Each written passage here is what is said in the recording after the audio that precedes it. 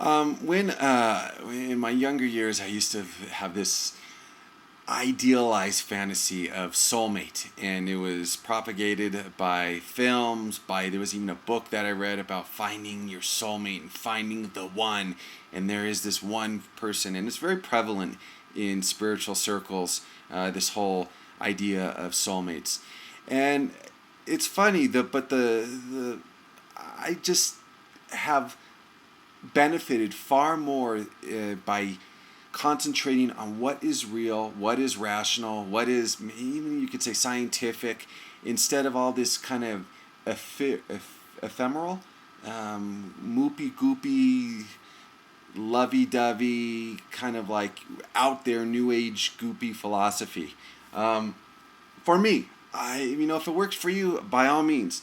But for me, I just want to let's base life on what's real, what I can influence, what I can control, and to empower myself and to empower yourself.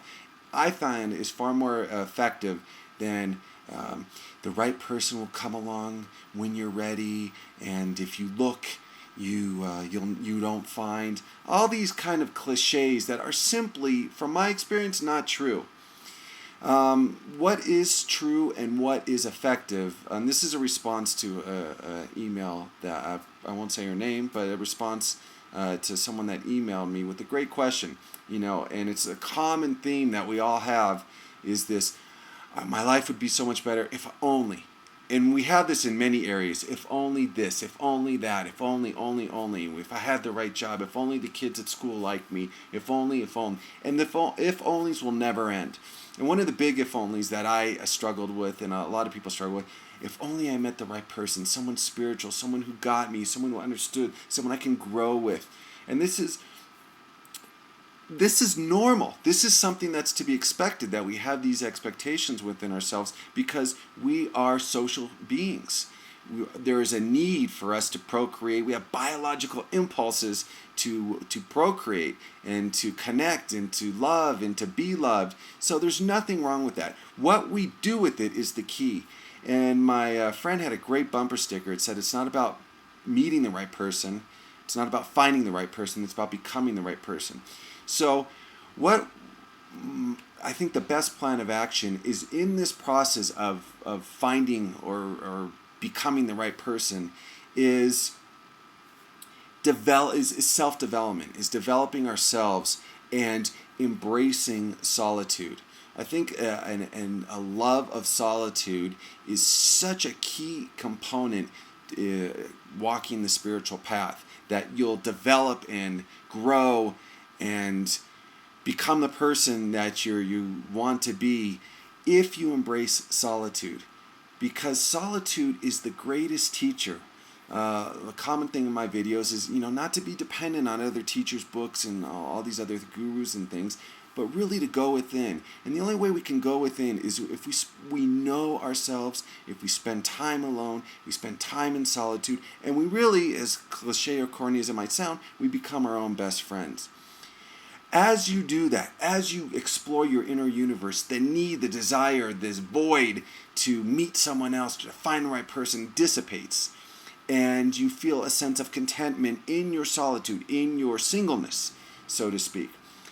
As we're doing that, in conjunction, I think if you're searching in a sense of desperation, you're not going to find the right person. Not because you're searching, but because people can smell that lack, that neediness, that desperation, and they assume that you're not a good product, you're not a good mate, because you're desperate, and desperate is not highly valued in the social circles.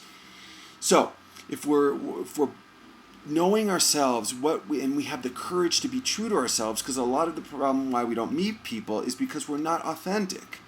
We put on a mask, and even in our work situations and our everyday situations, we're wearing a mask, so we're not attracting the right person because we're not being authentic. Spending that time in solitude, journal writing, meditation, going to nature, sitting on park benches, whatever works for you, listening to music, soothing music, and getting in that space, that space within.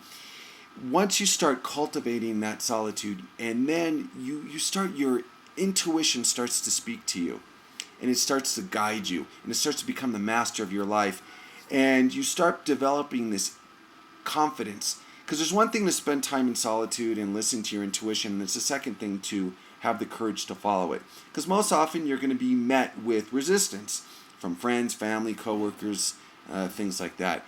So, but that solitude is help developing that courage. And as you're developing that courage, as you're, so to speak, filling your own shoes, you start exuding a different type of energy, an energy that is an attractive, confident, courageous, someone that really knows themselves. And as you do that, you also are not as needy because you have a really close and good relationship with yourself, and you start attracting the right people. Now, I don't believe that it's something, the soulmate, magically you'll meet the right person when the time is right. No, it's like finding a job.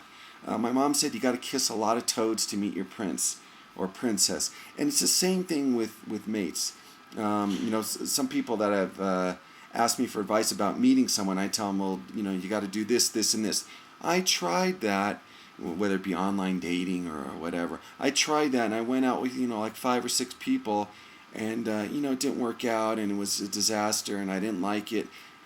Well, you're not going to meet someone with that attitude. You got to kiss 100, 200, 300 toads before you meet your prince or princess.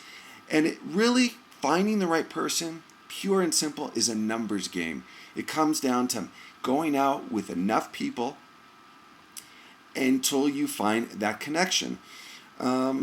So you got to do everything you can to increase your odds in order to meet the right person, to expose yourself. If you're sitting in your house, if you're just working, coming home, and not exposing yourself, putting yourself out there, taking risks, talking to the stranger at the supermarket or at the bank or whatever, and you're not taking risks, you're not putting yourself out there to be rejected, trying to get rejected, because the fastest way to success is double your rejection rate, you're not going to meet the right person. So it takes a method, a systematic approach to meeting the right person.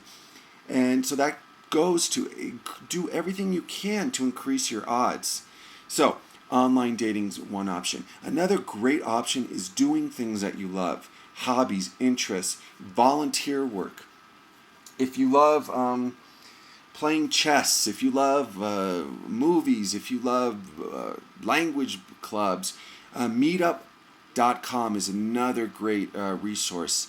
meetup.com. I think they're all around, and they have groups that get together with varying interests. If you like dancing, they have a group for that. If you like singing, karaoke, they have a group for that. Whatever it is. And so it's a different situation than going to a bar. I'm not a big believer going to bars or things like that. But there's a list of a lot of different other things that you can do. But the best way to meet someone is doing what you love, finding someone who has a interest. Eckhart Tolle has meetup groups. If you go to his website, there's organizations that get together. There's small groups that get together. But really, it's about failing. It's about risking, and that's how you meet the right person. I'll never forget this. A friend of mine said there was this guy on the train, and she said she just felt such a tremendous connection. She didn't talk to him or anything like that, but she just felt this great impulse to talk to him, to approach him. She said, like, oh my God, this guy, like, he was a guy I could really, I think I could like. Who knows if it's true or not? But I mean, this was 2 years later, and she was still, when she was telling me the story, and she was still talking about that one incident where she didn't take the risk. And if you do spend time in solitude, you're not so affected, and you have the strong foundation. You know yourself.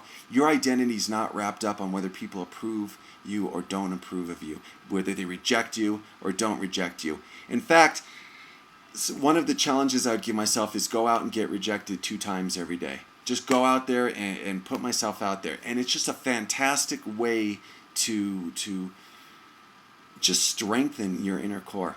So, hope that answered your question. I appreciate all your support and love, and I'll talk to you later.